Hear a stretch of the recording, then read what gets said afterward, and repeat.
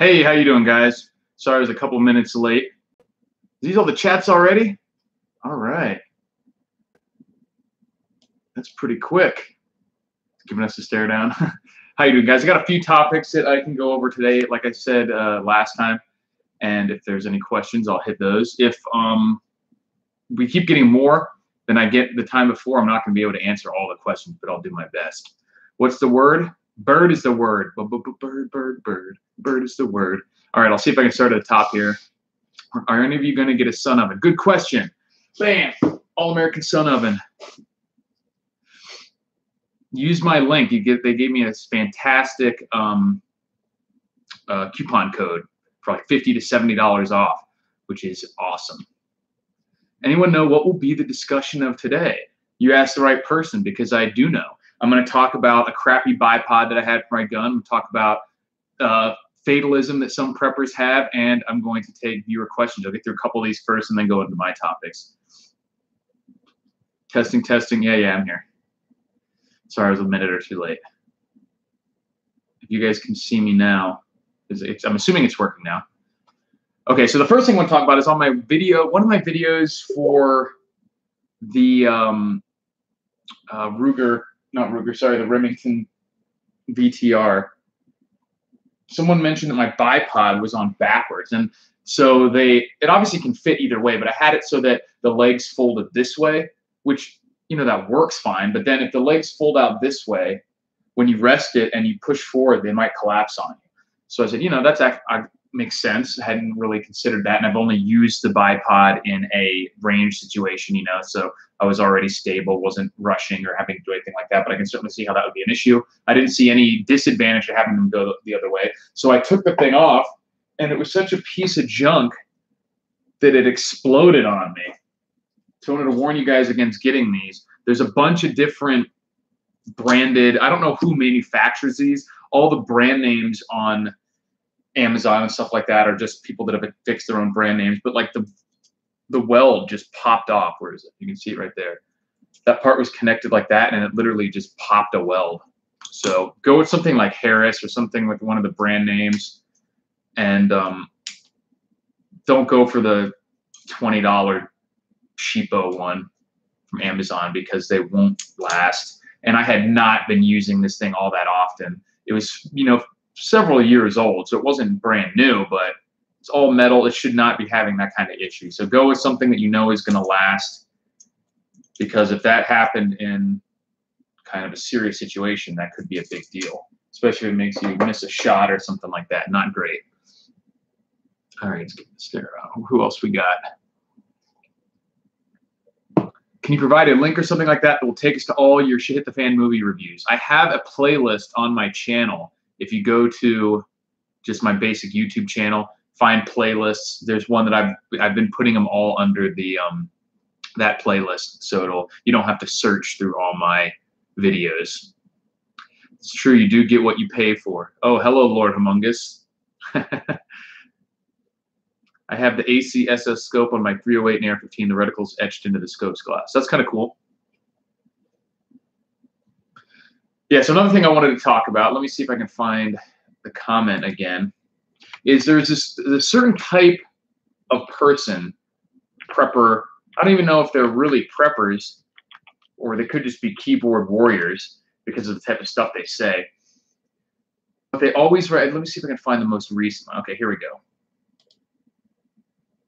That he wrote, you can't eat gold, and if you try to use gold to buy water after Shit Hit the Fan, you will be killed for your gold.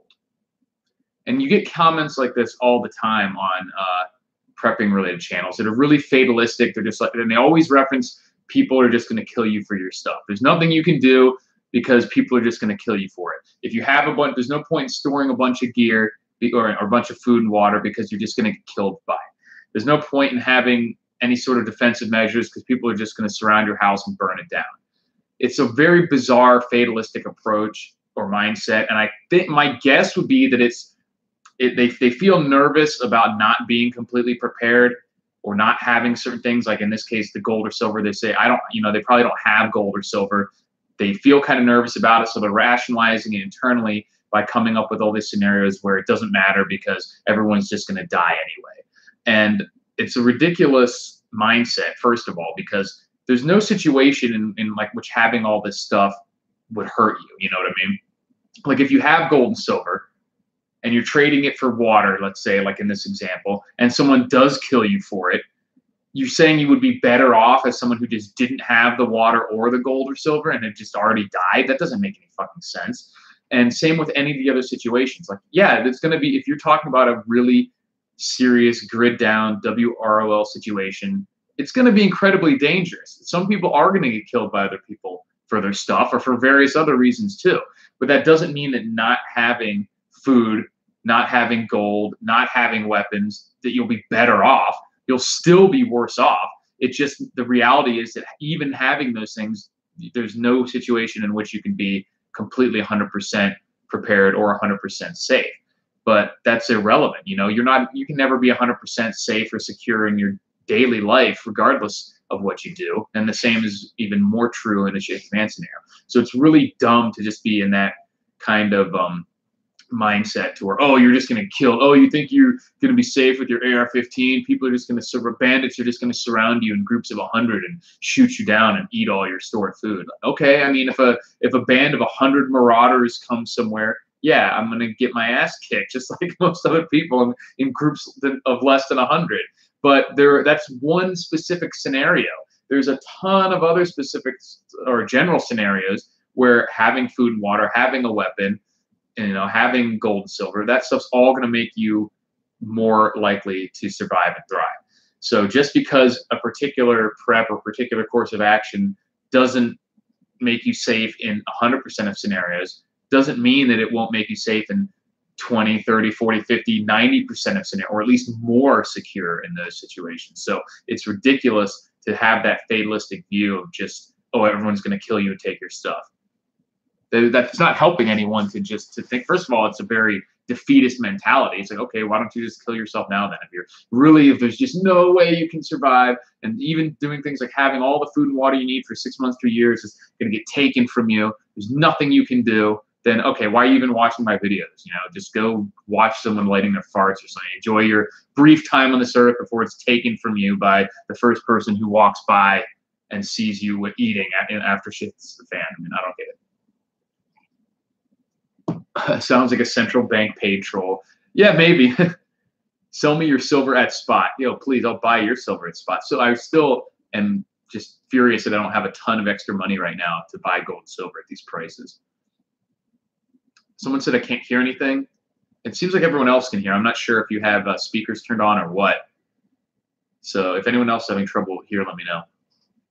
I had a California professional economist tell me you can't eat gold. So I said, you can't eat US dollars. He stopped, thought, and said, I might have to. Thus ended the logic of the mainstream. Yeah, exactly. I always say the same thing. Like, you can't, I've said this in one of my recent videos, is you can't eat lots of stuff. You can't eat your car. You can't eat your paper dollars. You can't eat your clothes. I mean, you could eat them, I guess, but it's not going to do anything for you. The point is, everything that you have for a specific purpose. It doesn't serve the same purposes that everything else does, but that doesn't mean it's useless. It just means it's for a specific purpose. Just buy guns, ammos, and kill them first. Yeah, that's one option, I guess. You could become the marauder that they're so worried about. If it's so easy to just kill people and take all their stuff, and there's nothing they can do about it, then why don't you just do that? And you would magically survive the apocalypse. Preppers are preparing for a reason. Number one, it just makes sense. Yeah, I mean, like I always try to explain to people that it makes more sense the more general you are. I mean, like, just being prepared to have the things that you need, even if your normal way of getting them is disrupted. To me, that is prepping. It's not necessarily about shit the fan. It's not necessarily about without rule of law. You know, it's not about the end of the world, so to speak. It's about, I know I need these things to have the type of life I want to survive physically and mentally. And there's always a chance that those can get disrupted in some way, from a tiny way, like a job loss or a car accident or something like that, all the way up to a complete grid down societal collapse and everything in between. And so just focusing on either end of the spectrum doesn't make any sense. Plus, coming up to a deceased prepper's home, it would be like a shopping spree. Depends on what they died of, I guess. Have you seen the debt clock? Yeah, the debt clock is crazy, and it's been that way for years. Did you move from Florida? I did. I moved from North Central Florida out here to Nevada. Sir John Franklin ate his boots. Yeah, some of the old Arctic explorers and stuff ate their boots too, and it might, I mean, that would give you maybe a few calories if you had real leather boots. Most people nowadays don't wear leather shoes, and even if you do, there's a lot of chemicals and stuff, and I don't think you digest it that well. You might as well be eating like grass or paper or something like that for the amount of nutrition that you actually get out of it. I don't even know if that would buy you a day. You can't eat bullets literally, but you can make someone eat a bullet if they try to take your preps. Exactly. Go out in a blaze of glory at least and make them think twice about crashing the next person's house. Even Venezuela isn't Mad Max insane. That was a good point. Yeah, most people want stability in the worst case scenario. Exactly. Time splitter. That's exactly my stance on the matter. And I brought this up and I was going to make a video about it. Is that it's incredibly, like I was just rereading the book Patriots by James Wesley Rawls. And I really like that book, even though it's completely goofy in a lot of ways. It's kind of like prepper porn. And the whole premise, I think, is flawed, though, in that a economic collapse causes like a complete grid down societal collapse. And we've seen that even in Venezuela, where I just saw videos of some guy shoveling cash out the back of a truck, like Weimar Republic style. We've seen these economic collapses all over the world throughout the last 100 years or so, and it really never ends up like it does in that book with a complete like grid down collapse, because no one has any interest in not maintaining the status quo. Like just because dollars are worthless, you're not just going to stop commerce. You still need things. You still need to eat. So like food is still being produced. Why are farms and stuff going to stop operating? They still have something of value. They're going to trade it for something else of value. It could cause huge disruptions, and it's potentially based on supply chains and things like that, and civil unrest could cause a situation like in the book. But you just don't typically see that, because no one when the harder it is for people to perform these tasks, the more effort they're putting into just getting food and water and stuff. They're not just going to leave and go home. And like in the book, everyone all of a sudden realizes things are getting bad and just kind of leaves everywhere and stops going to work and stuff like that. And it's like, that can't really happen in a situation where people don't. It was written from a prepper mindset, because he is a prepper. And someone who has 12 hours worth of food in their house isn't just going to stop going to work, go home and like wait for things to blow over or whatever. They can't. They can't do that. And they're not going to have the supplies or really the mental kind of ability to look forward and see this coming. They're just going to continue chugging along like people do in these situations. And it could get really shitty, but it's unlikely that it'll get that shitty.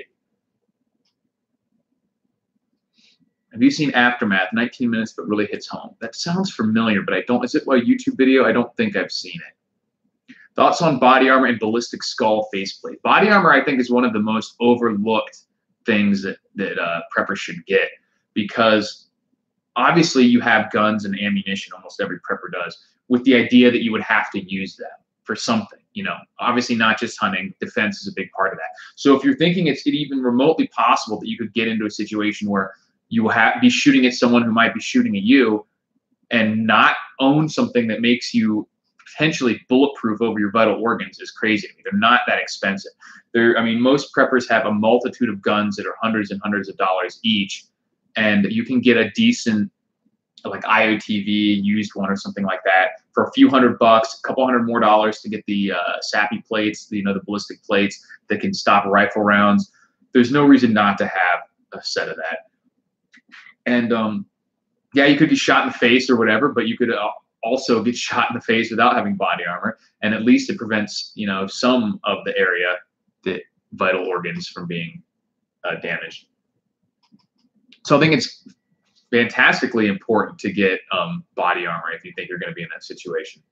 And also, I recommend having like a concealable body armor that you could wear, because, like I said, it's not super likely that there'll be a total grid down scenario. You might still have to go to work or go out and perform different errands and commerce functions and whatever in a situation where there's still a society, but crime is quadrupled or whatever.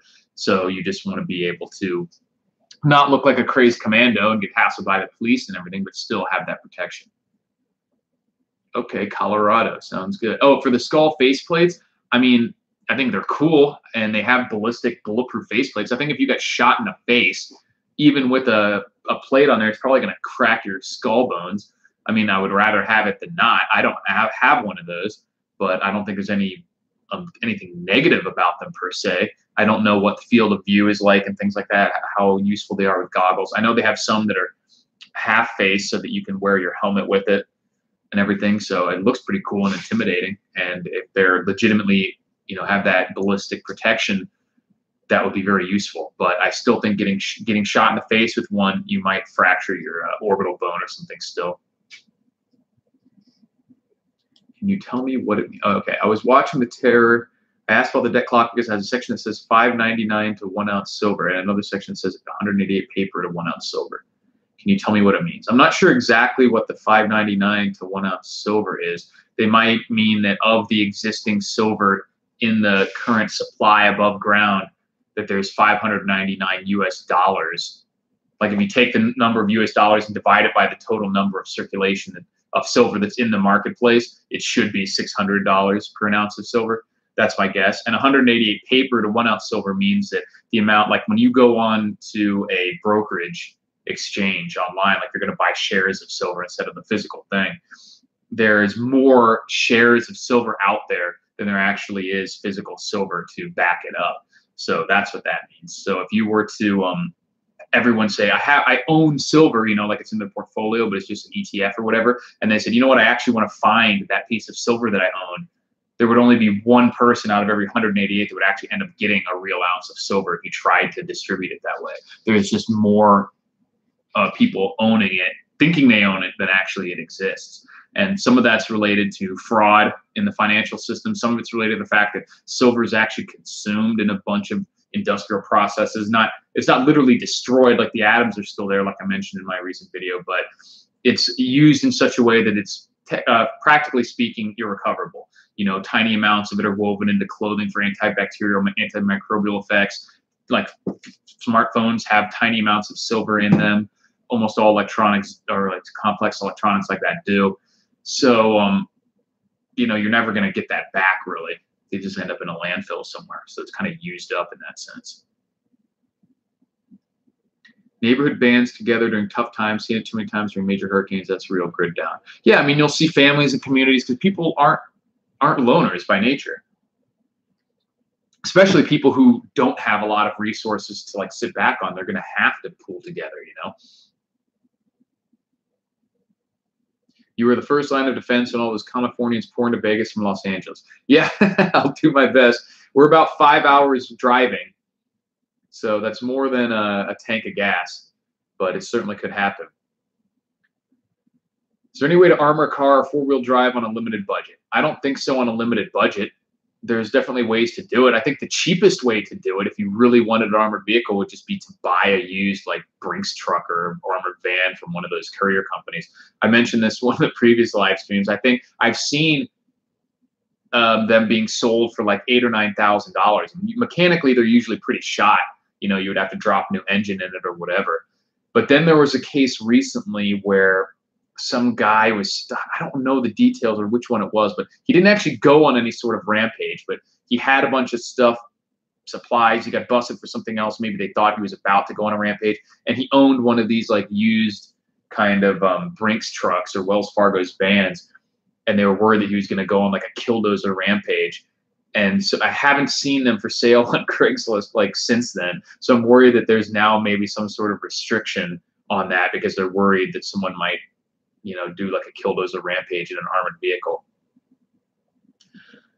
Thanks, man. Makes sense. Were you in the military? Yes, I was. I was in the Army, National Guard. Going back to the limited budget for armored, the only thing I can think of that would legitimately be like limited budget would be, I know in like Vietnam on some like deuce and a half style big trucks, they would just literally build like a pillbox on the back out of like sandbags and stuff like that. So you could theoretically do something like that. The cab, I guess you could buy Kevlar sheets, but none of that stuff is cheap. So I don't think there's any cheap way to do it.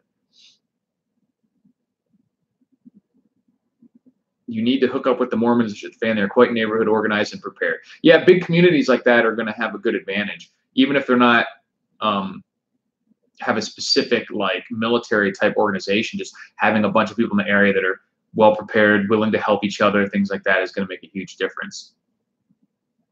I don't remember you doing any Gray Man videos. Have you given any thought to the concept? Yeah, I mentioned this in one of my last videos. I think it's important in some respects related to how much supplies you have. I think it's less important when you're talking about your like defensive capabilities, because you want to appear to not be a soft target, but you don't want to appear to be you know, super well supplied, because then people may decide to come after you anyway.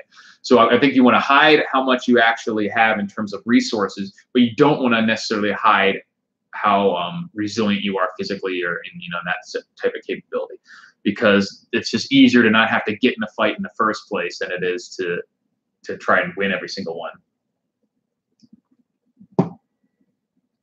Mythbusters did a segment on using phone books to armor plate a car. Worked up to about a 308, 50 cal went right through. It's pretty impressive that they could even stop a 308 with phone books. I mean, yeah, and that's going to be incredibly heavy too. But you can use things like like tires and stuff like that with stuff in the middle of them can do pretty good ballistic protection.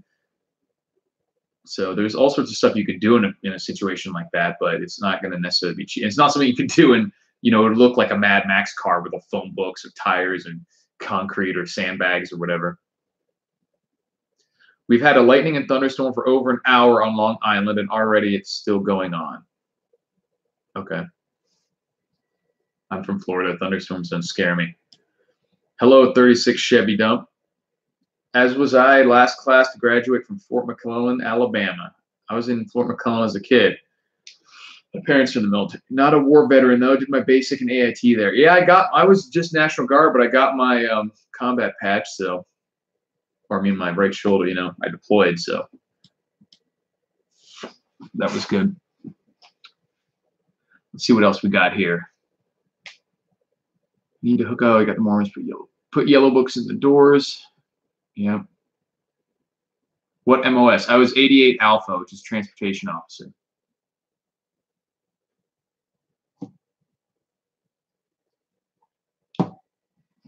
So remember, guys, I'm going to be giving away a lot more stuff from these battle boxes on to my Patreon subscribers. I only have like 6 or 7 people on there, maybe 8. So you're almost guaranteed to get something. What officer? Yes, I was an officer. Yes, sir. Oops, my chat disappeared. It's doing this weird thing where it kind of blinks out on me. If we have shit hit the fan economic collapse, would the U.S. re-embrace its roots of limited government and capitalism, or move towards a socialist communist model in desperation? It depends on who you're talking about. I think that there is no U.S. people anymore. I mean, like it's too fractured in terms of demographics that we're not going to see. We're going to see a breakup most likely, not see one direction like that, because there is going to be some people who take the opportunity to say, you know what, we need to go back to just limited government, personal freedom, and then other people who are going to cry even louder for support from the government. And that's why I agree with people like Vox Day and things who say that we're not going to see like a civil war in this country in the traditional sense, because it isn't two sides. Like, despite what people say about Republicans and Democrats, like even within the two-party political system, there aren't, like, it's not just two groups. You know, there's demographic groups, there's ideological groups, and there's more likely to be a fracturing of the country into multiple smaller entities than there is to just be a conflict that breaks out between two distinct sides. If this aren't two distinct sides. Officer Rom porn movies? I don't know what that is. You could also put wet cardboard in sandbags. I'm not sure how well that would work. I'd have to test that out. I don't think I'd want to sit behind wet cardboard if bullets are coming at me. The Amish will probably do well in a shit hit the fan scenario. They will do well in the sense that, I mean, I don't know how much of their, even though they live a very antiquated lifestyle, so they're much more suited for doing without electricity and things like that. I would venture to guess that they still buy supply, like seeds. They still buy, you know, maybe food. I wouldn't guess that they're 100% off the grid a lot of times. They're certainly a lot closer and a lot more easily able to switch to that, but it would still probably be a hiccup for them too. And they're not going to be, well, they might have a couple break barrel shotguns and stuff. I don't know. I don't actually know the Amish stance on weapons and things like that. If I remember correctly, they're fairly pacifistic. They might not have any weapons at all, and if they did, they would probably just be hunting style shotguns and stuff, and not really ready to try to fight somebody who's trying to take their stuff. But who knows? I haven't spent much time around the Amish. I am going to Philadelphia soon for a wedding, so I know there's a lot of Amish in Pennsylvania. But what really spooks me is that there's all these planes that are coming in from other countries with like weird diseases on them. And Philly Airport was the one that I think most recently had a plane come in from overseas, some Arab country, and had like 10 people like flu-like symptoms and stuff. And I'm flying into the Philly Airport on Friday night, Saturday morning. So if I don't come back, or if I come back with a bird flu or something, then think well of me. Right. According to the film Witness, starring Harrison Ford, they're super pacifist. I've also seen that. That's sort of one of the things I was basing my opinion on. But I don't want to base it on movies. But I've heard at other places too that they have a very anti-violence type kind of mentality. Why Las Vegas, Nevada? It was just because I liked the Southwest. I know I liked Vegas. I've been here. I had been here 5 or 6 times before moving out here. I like the combination of like the big city stuff and still being able to drive out in the desert and hike or shoot or whatever. So it's a really cool combination of, you have the rural stuff, the outdoor stuff, you have the big city stuff, but it's not cramped like a big city, and it's relatively cheap for a city this size. It's I do like the stuff like poker and the casinos, and doesn't have a state income tax like Florida, and so there's just a lot of reasons why I like the area. I need to stock up, focusing on silver and gold to buy my way through, but I'm thinking my plan is flawed. I mean, gold and silver, like I've said in one of my older videos, wealth, not necessarily money in the sense of US dollars, but wealth is one of the best things that you can have for the majority of possible shit fan scenarios. Once you get into, a grid down WRL situation, yeah, in the beginning stages of that, until you come out the other side, no one's going to care about, probably no one's going to care about gold and silver. So you have to have food and water too. But look at Venezuela, look at all the other real world situations that are actually happening all over the world for the past 100 years or so. And almost all of them, being rich would be in varied, diversified ways is one of the best ways to survive it unscathed, but that doesn't protect you from everything. So you have to also have food and water and weapons and things like that. But if you have money in real assets, that's going to be usually the best thing you can do for all these situations. Let me see. They would do okay until the bikers show up. Most Amish refuse to defend themselves. Yeah, I mean, that's what I've heard, and that's not going to last very long if that's the case, especially once people find that out, know that they have food or livestock and things like that, and aren't going to fight you, basically. They won't last very long then. I know the Amish, they use modern weapons, but it depends on what order they belong to. Yeah, I do know that there are different orders, Mennonites and stuff like that. Some even use a limited amounts of electricity and electronics, so it just depends. Watch Aftermath. I'd really like your take on it. It's on Amazon Prime. All right, I'll write it down, see if I can check it out. Is it like a documentary or some kind of short film? Write down Aftermath, Amazon. Joel Skousen, is that short film? Okay, I'll check it out. Let you know what I think. I still have like 30 to 40 movies on the list of ones that I could do that I'm planning on eventually doing reviews of in from a preparedness perspective. 19 minutes. Oh, that's really short. It's not bad at all. Some of the stuff coming up on my channel, I've got a lot of stuff to do reviews on. I have another headlamp. It's like a souped up one. I have this solar powered battery charger, a waterproof bag. I've got some holsters. I have some legacy food, long-term storage food. I'm going to do more videos on the sun oven. I've just got all sorts of stuff coming up. And let me know what you guys want to see too. Who's shutting up? Bro, shut up. Nobody cares. Who are you talking to?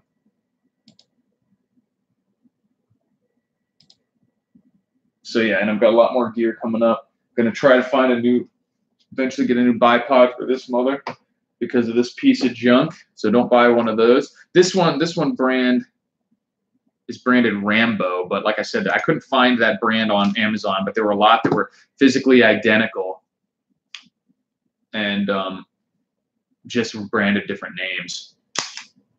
So this is going in the junker. Garbage. Yeah, so I got a lot of also a lot of gear to give away, like I've been saying. What else we got? Questions, viewer questions. Hit me up about the where I get some more water. Entrenching tool. Did you do one on that? I thought I saw you holding one on a suggested video. Yeah, I was doing a review on a multi-tool shovel. Let me see. I have it. On this one, they sent this one to me. They just emailed me and said, "Hey, would you like to try it out?" It's the Tac Niner multi-tool shovel, and I did a video of that in Red Rocks. You can check it out. In general, I like it. I've just heard from people that some of these are not that, these, you know, e-tool type things are not that resilient. And I haven't used it enough to really tell how tough it is, you know, how much it would stand up to really use. And it has different arms that you put on here that has different tools in it. You know, it comes with a compass and stuff like that. So there's you can check out the video or just go to rulethewasteland.com and I have a short article on it. But in general, I like the idea. The only one that I mentioned too is that one of the tools that they have included is a glass breaker, which, okay, I mean, I can see why you might want a glass breaker at some point, but why do you really need a glass breaker on a 2-pound metal tool? If you can't figure out how to break a window with that thing, you're not going to survive the apocalypse, that's for sure. Lots of people aren't going to survive the apocalypse, though, so don't feel too bad. Which mill serp do you get? Anything to avoid? I mean, it just depends. It depends on what you're looking for. I don't think there's much stuff that the military has used at any point that's total junk. It just depends on what you like. Older stuff is going to be tough but heavy and not necessarily that streamlined. But the newer stuff tends to not be nearly as resilient, but because they're just not in the same situations. But it also is usually lighter, tends to work a little better, things like that. Maybe looks cooler, stuff like that. But I've noticed that the newer gear is a lot more, plastic and things like that. And so it does break more easily than the older, like Vietnam era and up through the 80s and 90s and stuff like that. But it is usually lighter and works better, but it's more expensive and weaker. Whereas the older stuff is really heavy, really simple, but it'll last a long time and is really tough. So it just depends on what you're going for. I haven't really had anything that I've gotten mill surplus that's junk. You need a moderator. I don't think it's too bad in here. I haven't seen too many. I'm not to the point yet where I'm getting so many people that I couldn't block asshats if they show up. But luckily we haven't had too much problems with that. Are you familiar with the Tahoma blade or the Perry blade? I own one of each, and both are excellent knives. Not by name. I can look this. Maybe I've seen them before.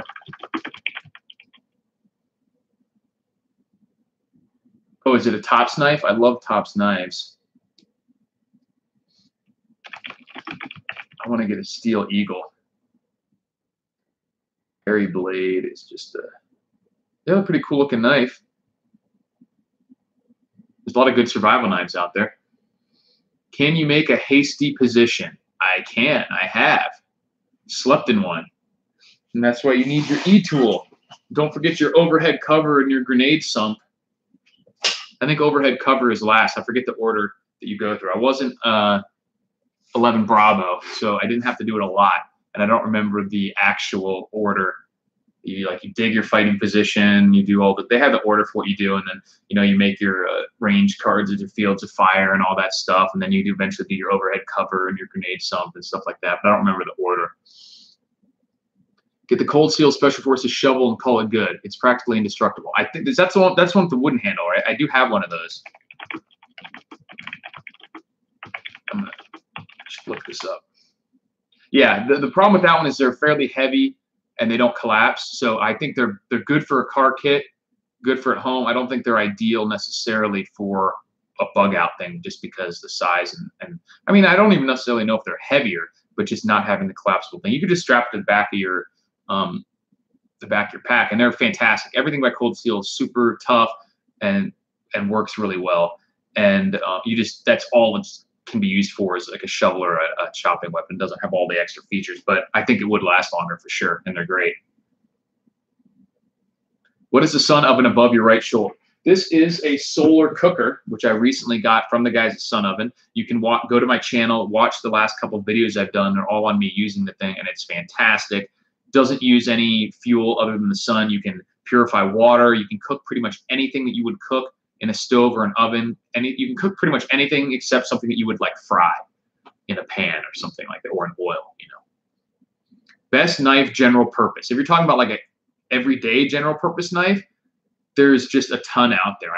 In terms of dollar value, the which one was it?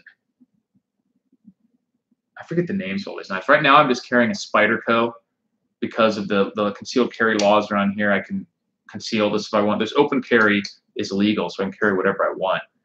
But the Randall, the Ontario Rat folder is a fantastic knife for the price. I think it's one of the best for a good EDC knife. If you're talking about a survival knife, like an SA Junglist is really good. You could have the K-Bar Becker knives. You could have the ones that the guy just mentioned here. On those good. Tops has a lot of good survival knives. Cold Steel has some fantastic knives. It just really, if you stick with the brands and a few features that you know are legit, then it just comes down to what features you want.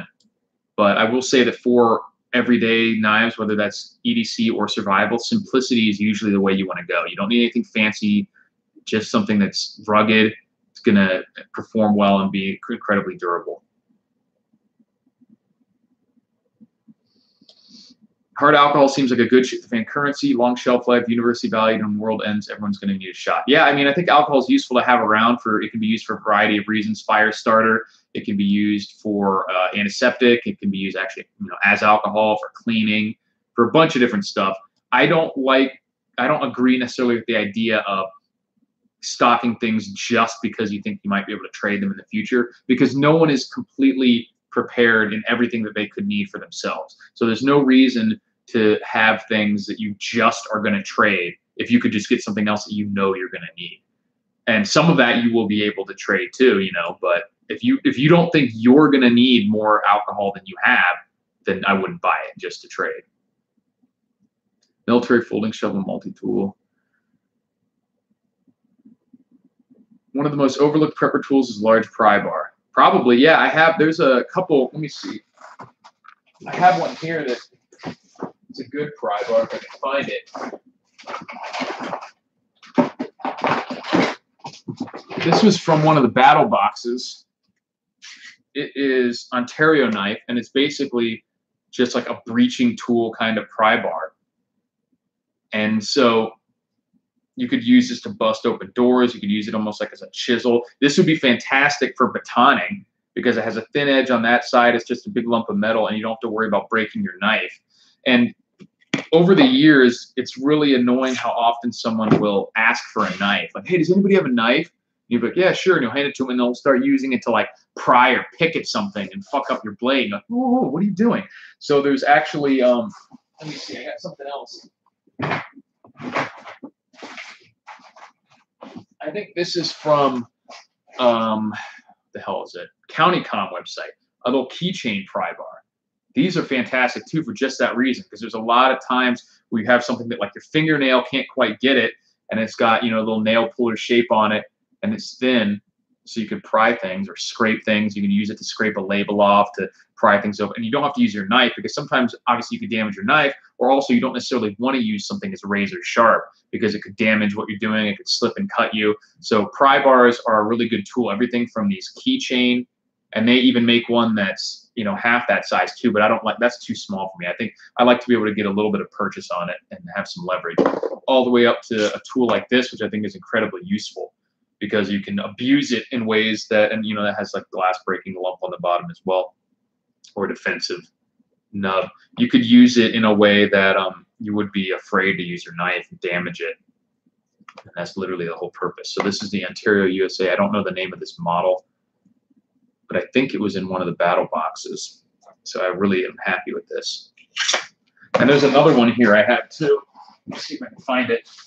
These are all my prepping supplies. I think this is a Gerber. No, sorry, Timberline. Gerber has a tool like this. This is a Timberline. This might be from BattleBox too. And basically you get the same thing. It has a bit of an edge on it, but it's not really sharp. And it has bottle opener, kind of can opener, cutter thing, screwdriver, and you can use that as a pry bar too. So there's other little tools like that. I think it's very useful to at least have something like that around to be able to just do some brute force work that you wouldn't want to do with your knife. All right, bolt cutters also. Yep, I have bolt cutters. They're extremely useful. Have you ever come across any products that were total junk and you just never did a review because if you can't say anything nice? Absolutely, that's happened with a couple things. And one of them was a lantern, a set of lanterns that were just those type that you pull open, which is very similar to one I got in a battle box not long after, but it was like a really cheap Chinese one that you couldn't tell how cheap it was by the email. So a lot of times I tell them that and I say, you know, I'll still, if you want me to do the video review, I'll do it, but I'm not gonna be able to say anything good about it. And so it's up to you whether you still would. If you say, you know, I sent you the product, you're doing the review, okay, I'll do it, but I'm gonna be honest. That's what I say from the beginning. I'm always going to be honest about the review. So most of the time, if it's going to be a completely negative review, I'll let them know and say, do you still want me to do it? Because I will. I don't mind. You know, it's no skin off my back. But it's not going to help you guys at all. And some of these things, and none of them have been so bad. Like, because if I thought it was something that you guys needed to know, like, hey, you guys need to know how shitty this is, then I would tell you anyways. But one was a webcam, a dash cam. It was actually by the same company that the one I have, which the Vantrue N2 dash cam, which I've been having fantastic results with. That thing has worked flawlessly for me. I got one for my girlfriend as well. Works really well. They had another model that I may have just gotten a lemon or whatever, but it just wasn't working well. It wouldn't, you know, I kept getting error messages and wouldn't record onto the drive and everything, and I was like, this thing, I just can't get this to work. And they were like, try this other card, try this memory card, this different type of memory card. And I'm like, I'm not going to buy a bunch of stuff to try and troubleshoot your product. If you want to send me this to try it out, then that's fine, but I don't want to spend a bunch of money to try and make your shit work. And so then that was the end of that, and I didn't do the review on it because that particular model didn't work. But I'm guessing I probably just got a lemon, or maybe even the memory card was 11. It's hard to tell, but I just didn't want to mess with it. So that's a couple things that I have reviewed that were, I'll show you if you give me about 20 seconds, I can get the little lanterns too.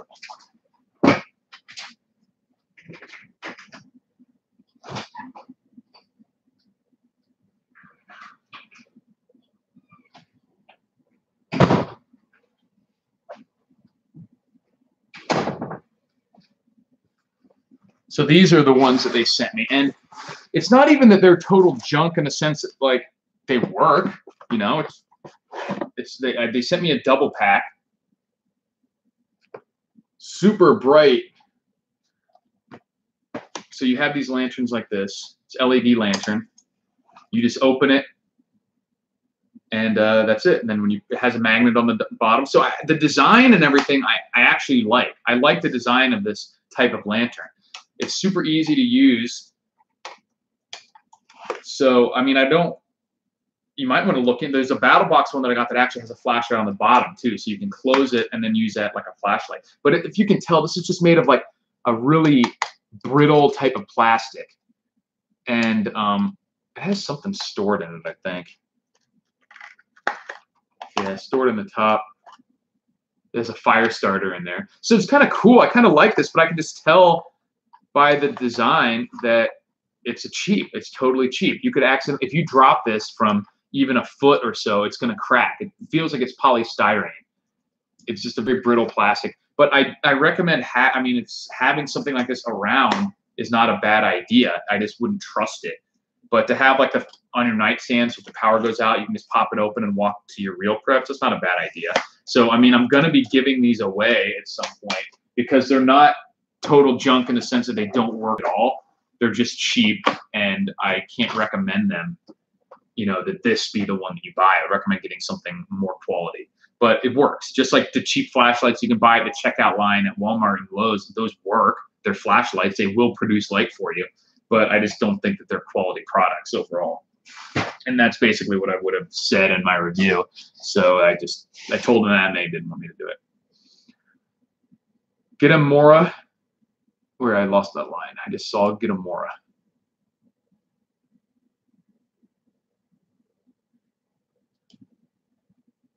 Ew, I had Chick-fil-A today. Oh my God. Sorry, I'm such a fat fuck.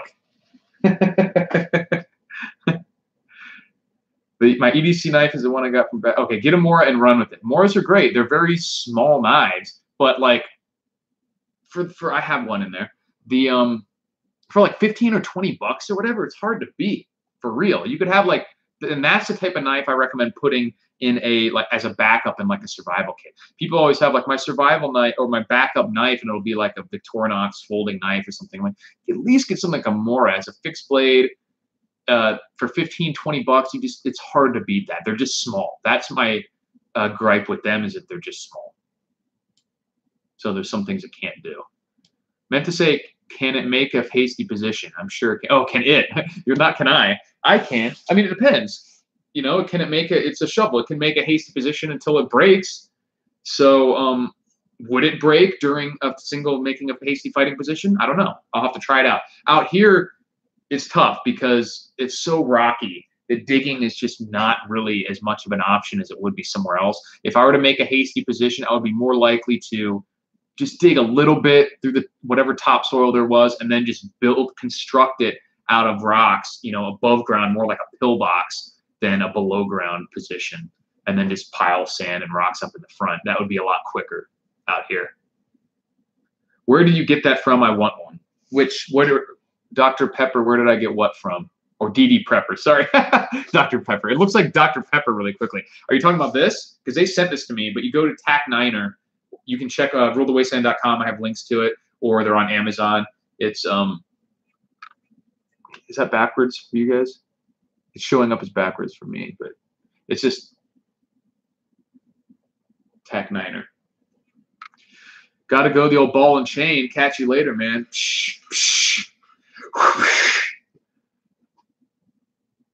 In UK, we call that blade a fro. Okay. I found a few vintage 80s Almar knives along with a Buck 124 and a Gerber long blade and a storage locker. One of the Almar knives I put on eBay for buco bucks. Yes, the collectible knives. My dad is like has been selling some knives occasionally, and has gotten good results with those. So if you have an old collector knife, honestly, I would sell it and just get a more modern one. If it's not something that you want to hang on to long term, sell it for right now when they're worth money. Get a knife that is rugged but cheap, and then pocket the difference and use it on whatever you want. Mora makes a carpenter chisel blade like that Ontario tool you just showed. Yeah, I think that they're useful. And the only disadvantage would be the additional weight. This isn't light because it's a pry bar, but this will be in a car kit or my bug out bag. My bug out bag philosophy is a little different than some people's because some people seem hyper focused on weight. I'm going to be developing mine even more than it is now, because right now it's kind of pulled apart from my camping stuff. But my philosophy is to have multiple bags that I can kind of put together, even put in a cart or a shopping cart or a game cart or a bike or something like that, and then just being able to leave behind less, important stuff if I need to. Instead of just from the beginning trying to make it as small as possible, just have multiple bags and multiple amounts of gear, and the more quickly and I need to leave or the more lighter I need to travel, then the less I grab of it. And then if I'm going to be leaving in a car or something like that, then I'll grab more of it. But it won't just be one tiny bag. That'll just be the core bag. How much gasoline do you plan to store at the time things hit the fan? I don't plan to store more than, unless I get some kind of shit the fan compound or something, or I could have an underground tank or whatever. I don't have a plan to store more than 35 to 40 gallons, probably more like 20 to 25 gallons just in these. I save almost every knife I find along with other unmentionables for survival. Man, I have these are multiple drawers full of knives. So I feel you on that. I got just clogged with knives. Do you enjoy post-apocalyptic fiction, working on some ideas? I do enjoy post-apocalyptic fiction if it's done well. Like I said, I like the James Wesley Rawls book, even though I don't like a lot of the way he writes the characters and some of the dumb stuff. I really like the way he set up the disaster itself in the world. He's just so fucking extra, to use the parlance of our times, about some things that just make me like roll my eyes. Like when they kill these cannibal looters and then they have like gear on them and they're all like, what should we do with the gear to make sure we're not as bad as them? Okay, we'll take a vote and we'll set it aside for a future charity. And it's just like, oh God, shut up. That stuff is just ridiculous. But I just got his next book, which has been out for a while. I just never read it, and I just started reading it. I really like Lucifer's Hammer. Is a fantastic post-apocalyptic fiction. 1 Second After is good. You guys should also check out Quantum Storms. Is one that not many people have heard out about, a major like solar flare. It's like a complete serious shit the fan scenario, not like a like the whole earth is going to be fried and people have to go in secret bunkers and stuff. Best combat books in best SEER book. I mean, I haven't read a lot. I know the military escape and evasion manuals are, I was going to say the best, but are there any non-military escape and evasion manuals? So just look at the military ones. SAS has one. The U.S. The Air Force is probably the one that I'm thinking of, because they have the for downed pilots and things like that. But I think the Army has one too. What car or truck do I drive? Double EE? Any preference? I don't know what you drive. I don't know what your preference is. I really want to get a Bronco, like an older one, for around here and for my combination of just off-road for the trails and the shooting range and for shit the fan. The reason I like the Broncos is they're cheap, they're fairly big, and they're more like a van in that you have like the interior that you can access, you know, when they have the cover, that you can access from inside, unlike a pickup truck. And I would love to have like a Quigley 4x4 van. That would be my ultimate. But those are aftermarket conversions that you have to do to make a 4x4, and it's very expensive, relatively speaking. Whereas you can get like a mid-'80s Bronco for like $4,000 and then just spend a few more grand making sure it's mechanically sound, and you have a pretty rugged outdoor machine that you can that's sort of like a van. It has an inside space, and that's really important to me. I like having that, just from a normal day-to-day perspective and from a shit the fan scenario. We don't have to stop, get out, access the truck from the back, you know, and it's just a lot more difficult to me. And it's more versatile to have the Bronco, and I like the way they look. They're cool looking. Best shit the fan dog.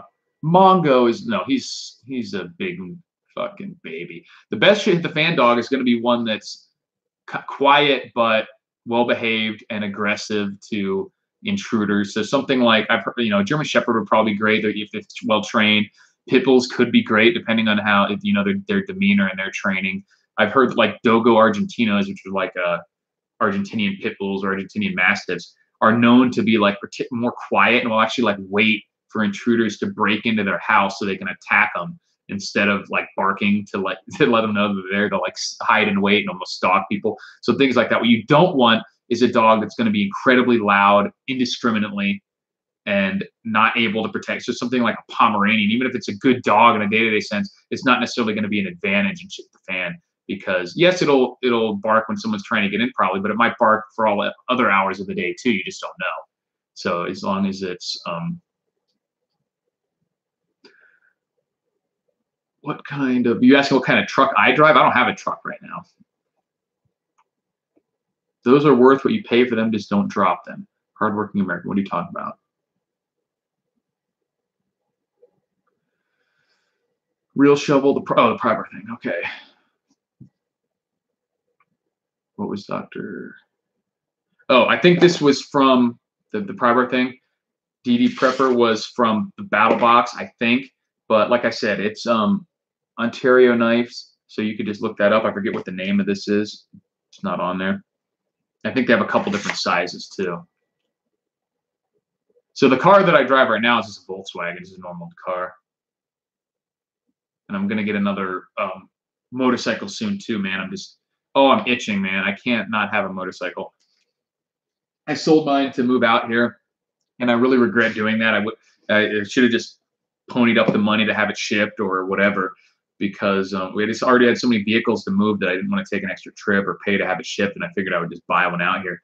But now I don't have a whole lot of extra money right now, and I'm so mad that I don't have a motorcycle anymore. Have you read Getting Out by Ryan Westfield? I have not yet. I'll try to check it out. I'll send a review PDF when I'm ready. Going to take a new take on the genre. Go for it. rulethewasteland@gmail.com. The getting home after advanced style of writing is boring, in my opinion. It's been done to death. It does seem to be the most common. Like when you look on Amazon and say other people have bought, like that's what everyone's doing. It's like shit the fan. I've got to get home kind of stuff. So there's more you can do with it. That does seem to be the most common because I think it's a way to put people in situations. You know, if you're just holed up in your homestead with 2 years of supply of food, there's less situations that you can encounter than if you're forced to go out. Broncos are solid. My buddy has a 1985 4x4. Too bad it's rusting away. Yeah, you gotta take care of the body. Out here, it's easier in the desert than it was, you know, back in Florida and stuff. Stuff rusts there very easily.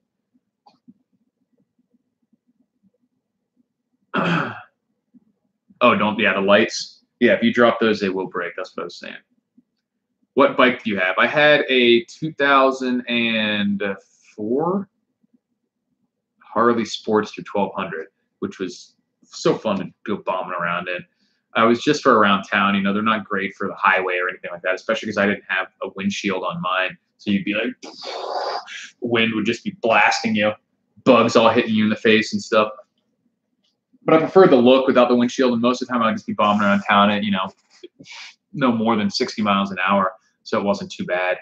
And out here, it's, you know, sunny and doesn't get cold very often, so great for riding around. EMP shield your car or truck if you can.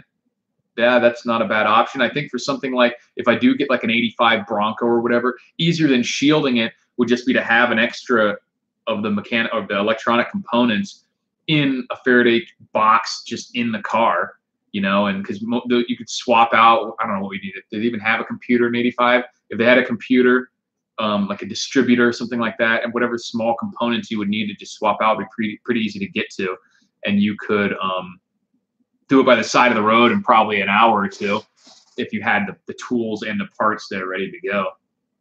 But you know, it's weird because there's the EMP thing is so weird because some people think it'll just fry everything and be a complete disaster, and other people think that like nothing will happen. And there was an EMP group or an EMP study that was done where they zapped cars, and like every single car but one, they were able to start back up again with no repairs. Some of them like sputtered and died, but then it didn't actually fry any of the needed electronics. Only one had to be towed out of there. So, you know, is that analogous to what would really happen? I don't know. There's just no way to know. But some people think that it's just complete fiction. Other people think it's the most serious kind of threat that the country faces. And it's really hard to get good information on that because you can find science to support both sides of it simply because we don't know exactly what we would be facing. Thoughts on SA knives? Have an SA6 in my bucket. They're fantastic knives. I think they're probably one of the ones that I would recommend most, along with something like Cold Steel and Tops, stuff like that, for that type of like just simple but rugged and really quality survival knife. Something like a Boosie knife is a really expensive version of that. I don't think there's reason to pay that much. The SA knives are one of the ones I recommend to people most often when they're asking for a knife like that, like in that kind of category.